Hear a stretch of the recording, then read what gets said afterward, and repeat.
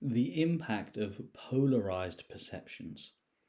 We talked previously about the amygdala and it playing an important role in detecting threats, but another role of the amygdala is assigning an event or an experience what's known as a valence.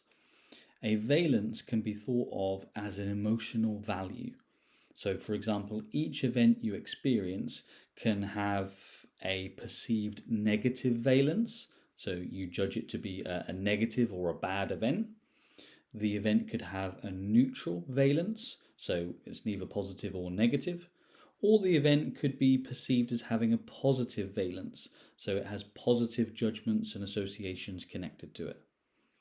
This assigning of a valence or an emotional value isn't a binary process, so it's not simply a positive or a negative. Rather, it's on a spectrum ranging from very positive, fantastic, what we might call a plus 10 out of 10, all the way to absolutely terrible and being a minus 10 out of 10. So, for example, we might consider a warm embrace with a loved one as having a positive valence of a plus 7 out of 10, whereas we might assign being criticized by our romantic partner as being a minus 6 out of 10. In reality, in practical terms, many of the events we experience will hover around neutral, being slightly on the positive or slightly on the negative side of the spectrum.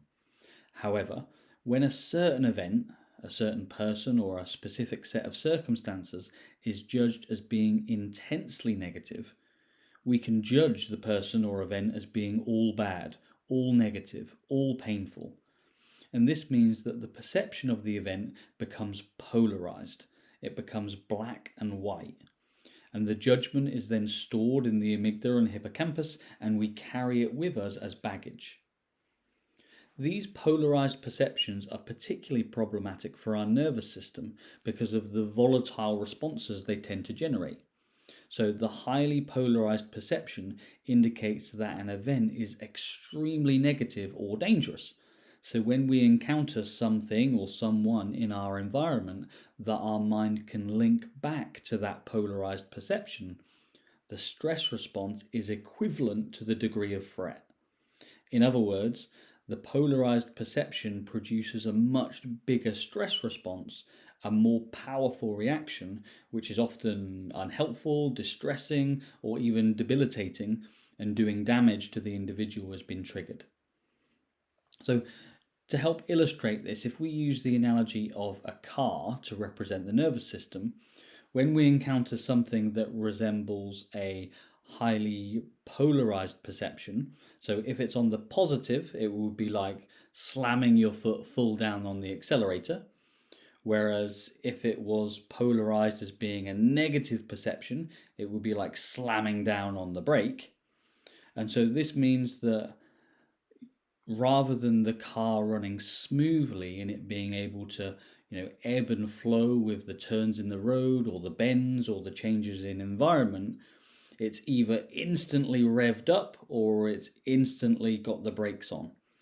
And so this repeated on off intense activation of the nervous system not only has huge effects on your emotional stability and your ability to be objective or rational in a certain situation, but it also has far more reaching effects, because this ongoing revving of the nervous system over and over can actually lead to a dysregulation in the stress system, more formally known as the HPA axis.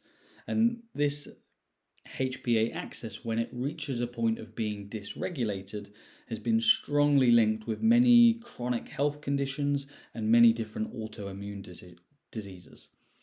So polarized perceptions are therefore really, really important because they significantly impact your emotional well-being in the short term, and they also have a really big impact on your overall health and vitality in the long term.